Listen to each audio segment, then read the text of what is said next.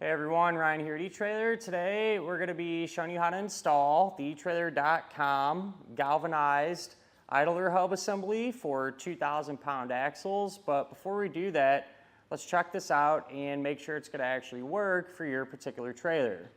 So nowadays, a lot of times when it comes to trailer maintenance, especially bearings and seals and things of that nature, it's almost just as cost effective to replace everything as opposed to kind of going through each piece one by one and getting everything back in order. And so that's where a kit like this would come into play. It's gonna be the whole entire assembly. You'll get your hub, you'll get a cap, and then you'll get the grease seal for the back of it, new bearings, new lug nuts, and the races or cups, if you will, that the bearings actually sit inside of the hub. Those are already going to be pre-installed for you, so that's something you're not going to have to worry about doing yourself. Probably one of the most important things when you're doing this type of maintenance is to make sure that you're actually going to get the parts that fit your particular trailer. So like I said, these are designed to work with 2,000 pound axles. Each hub is rated at 1,000 pounds a piece, so that's where that 2,000 pound rating comes from.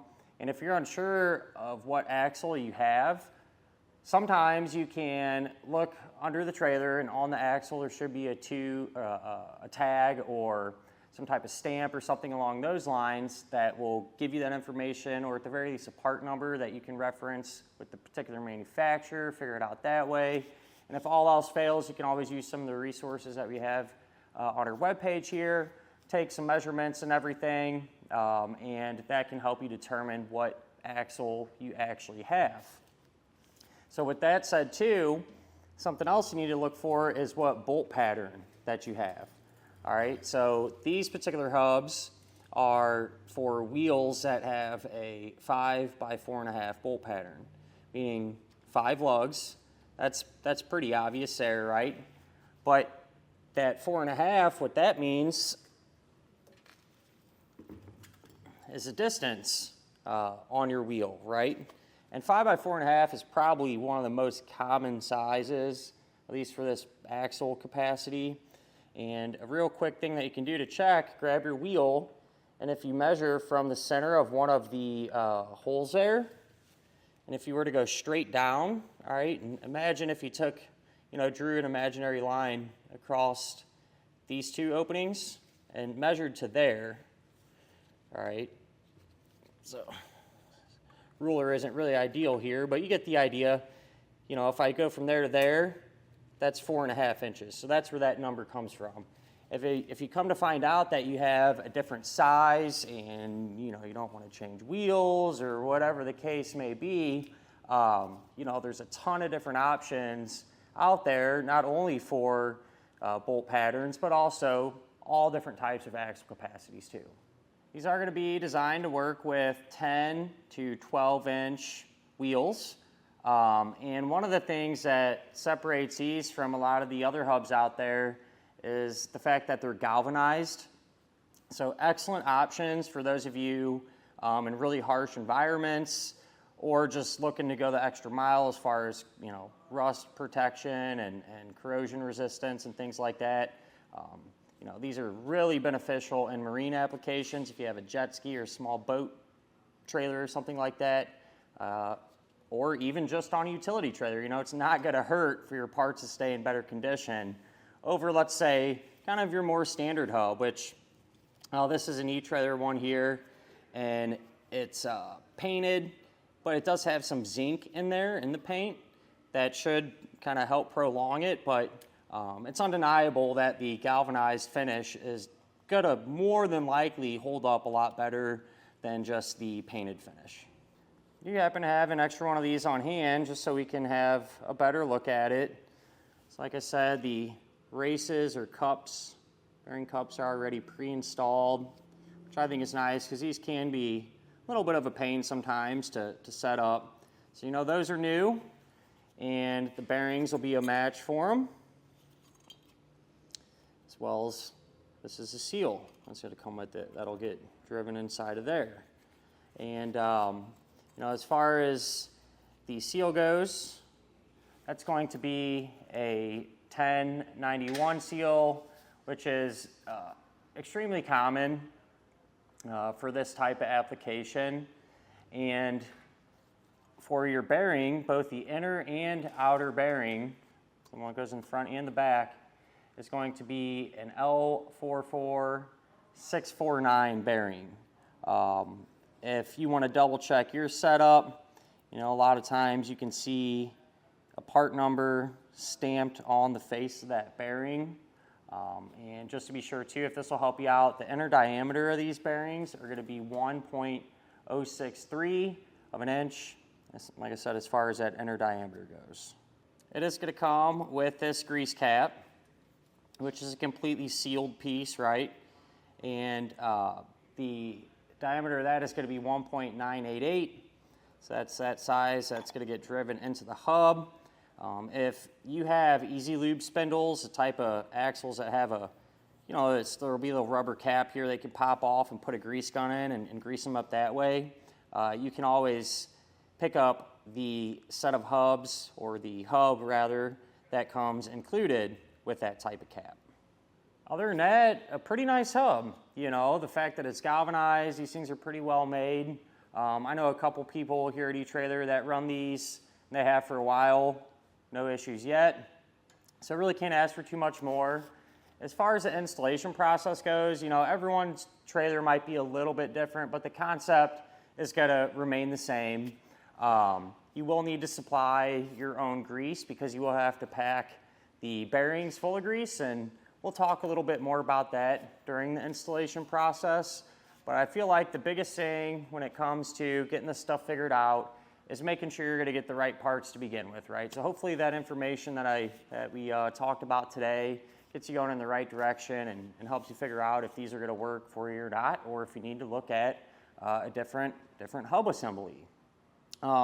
With that said, installation-wise, it's really not too bad. Ours was a little unique in the fact that this trailer's been sitting for a while, and we ran into a couple minor issues, but I think it's pretty good, a good example actually. That way, for those of you at home that run into similar things, maybe I can give you a little insight and make your install process that much easier. With that said, if this is something you don't have the time or place to work on it, or don't feel like messing with it, whatever the case may be, you can always use our dealer locator network, and that can help you find a shop in your neighborhood that can do something like this for you. But if you're going to give it a go, hang around, we'll go ahead and get this one set up now. To get our installation going, first thing you want to do is get your trailer up off the ground, use jack stands and all the proper safety precautions, and go ahead and get your wheel removed. In order to get the hub off, we're going to have this cap here that we'll have to remove first. I have this little tool here. I like to use it because it kind of drives it in there, but you can use a flathead screwdriver, or take a hammer and lightly tap it this way to get it removed.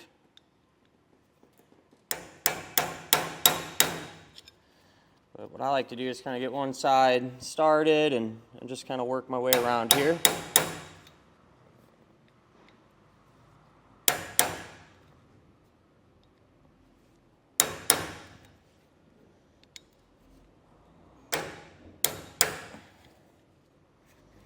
Pop that off, and we can set it to the side. And our assembly here is pretty bad, so I'm going to come back and just kind of clean this up a little bit so we can see what's going on a lot better. So after removing some of that gunk that was built up here, we can see that we have a cotter pin and a castle nut set up holding our hub on. There are different types of ways of securing this. They're all pretty straightforward and similar, but either way, you'll have to get these components removed. This is a really common setup like we have here today. So I'm just straightening out that cotter pin.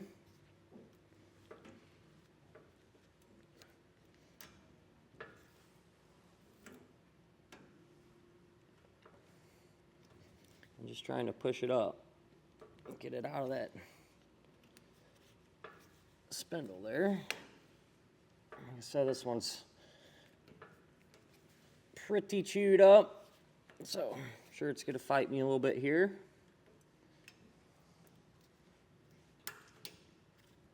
Sometimes what you can do too, if one's really stuck in there good, come in with a pick or a screwdriver or something and just try to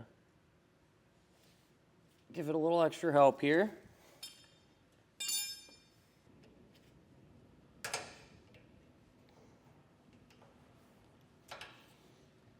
Get that guy out.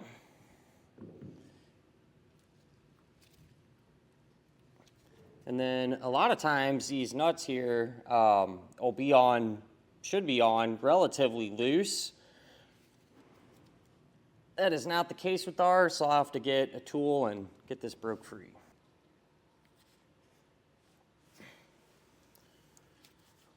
I was able to break that free with a pair of channel locks here. Get the nut removed. And then we can start to kind of just grab the hub and kind of swiftly pull on it like that.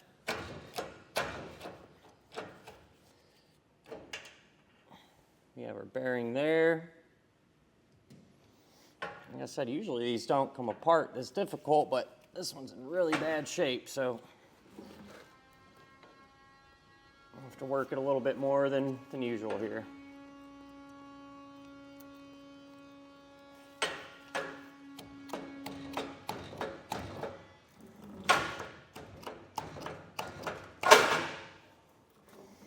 So we got that whole hub assembly off. And usually what happens is your bearing and the grease seal will come out with it, but ours is locked up on the spindle here. So I'm going to get this cleaned up so we can have a better look at what's going on and come up with a plan. So here's what I'm going to do since I have this tool on hand. It's just a pulley puller. It's a little overkill for our particular situation, but it is what it is.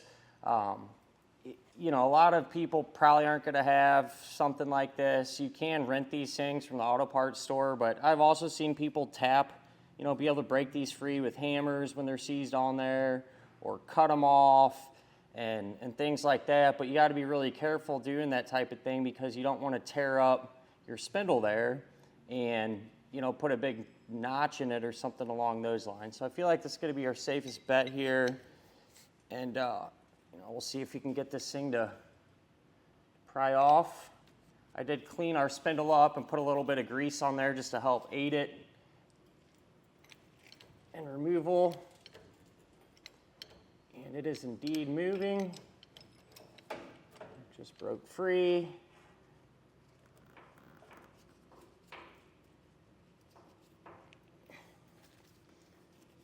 I might just have to come back and do it again. Getting kind of hung up here. The spindle and everything, from what I could tell, was in pretty good shape. So it's probably just this bearing that's chewed up on the inside there.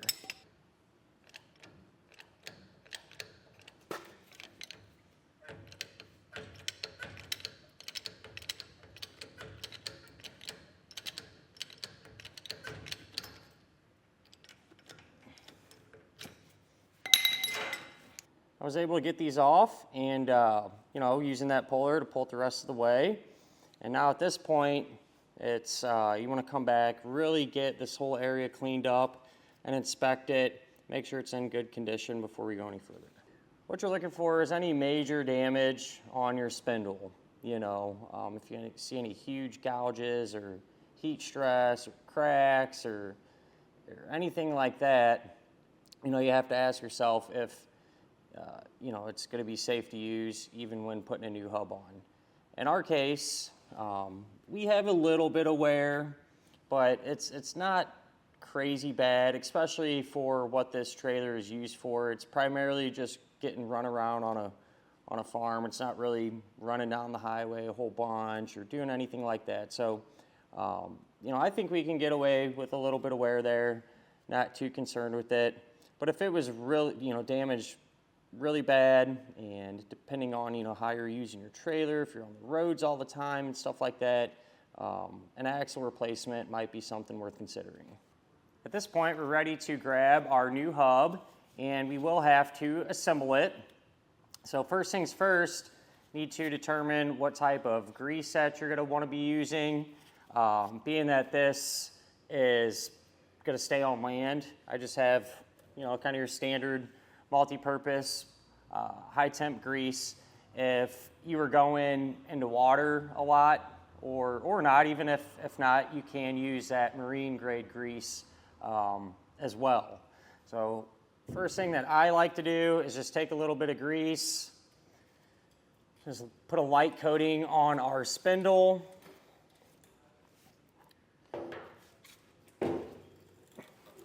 Then also a real light coating on our races and everything before we actually pack our bearings. It's not a bad idea too, even though the bearings are brand new, just visually inspect them, make sure they weren't dropped or something like that, and everything looks good, which ours does.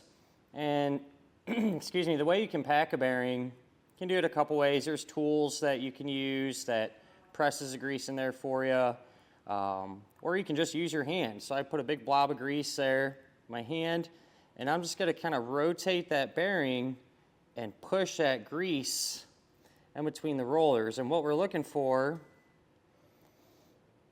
like right there is a pretty good example. You can see that grease kind of starting to come out of this opening here between the rollers. So what's happening is when I'm forcing that grease inside of there, it's going all the way through and out to the other side.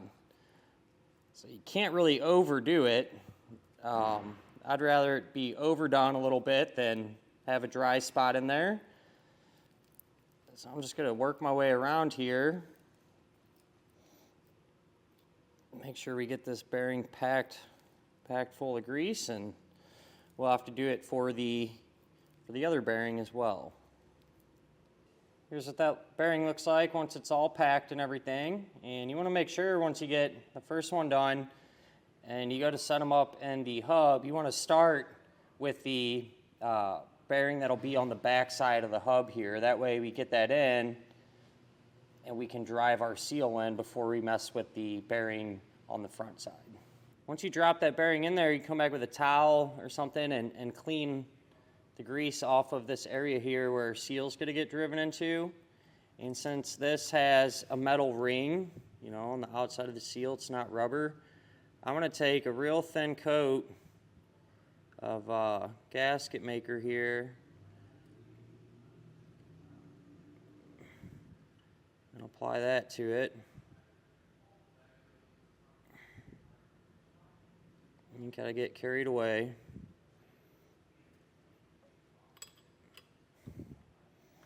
We'll drop that on top, and there's a couple different ways you can do this.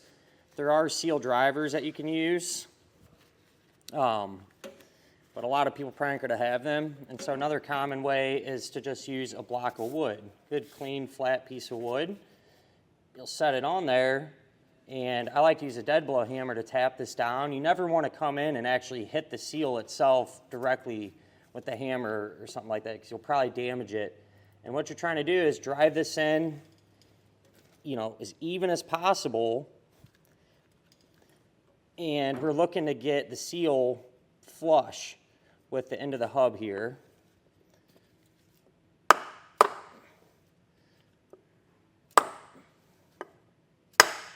So just work your way around. If one side starts to come up on you a little bit, you can even it out.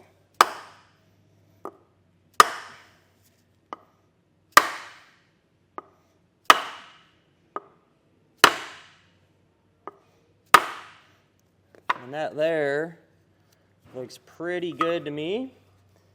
And once that's in, you can take a little bit of grease, put it around the thin layer around that rubber seal on the inside portion, just to help, aid during the installation process when we do put this on.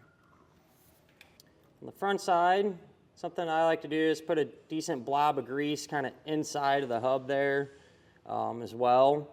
And then I got our other bearing packed. So that'll sit in there like this. You can take this now and we're going to put it on our spindle. Just be careful when you're doing this. You want to try to get it on there straight as you can. And something I noticed too when I was taking this apart is that we did not have a washer on here. So I grabbed one to see if it would all work out, and the reason there's not a washer on there because with this in place, we go to put our castle nut on, the hole in the spindle where we put our cotter pin through the castle nut and through the spindle is too far back, if that makes sense. So we want to be able to get to it with that washer on there. So you never know who's been in a trailer before you or whatever the case is. So I just wanted to make sure we had everything going back together right. And we'll take our castle nut here.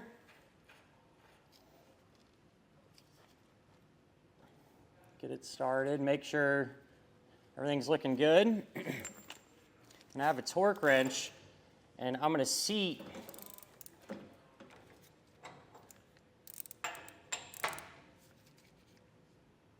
our hub here, and while I'm seating it, I'm going to rotate it. And what this is doing is ensuring that this is pressed on completely and that our seal will actually seal and have our bearings ride correctly and everything else like that.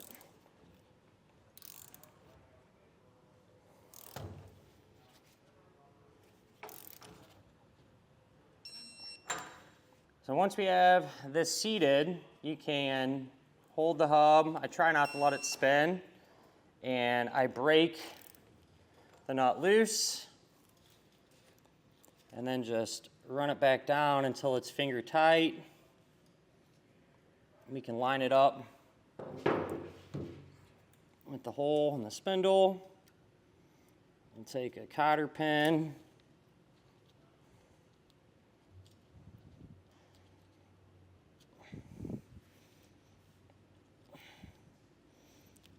put that in. And with these cotter pins, you know, I do recommend using a new one.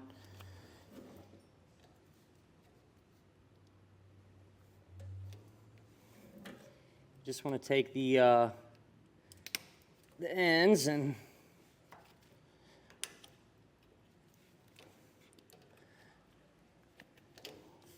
fold them out. That way the cotter pin won't back itself out here. With the hub seated and locked down and everything, you know, you can rotate it, make sure it looks like it's on there straight and everything. Make sure you don't notice anything goofy going on. You know, you should feel a little bit of resistance, but not too much, and you know, not a bunch of play or anything like that going on. And with that all complete, we can now take the grease cap, and I just like to put a little grease in it and around it. And we'll get that installed. And with these, there's a couple different ways you can do this. One of them being kind of like how we did with that seal in the back. Using a block of wood is fine. Try not to just hit the cap directly, probably beat it up. I actually have a driver here that I'm going to use. I just want to make sure it goes in straight and gets completely seated.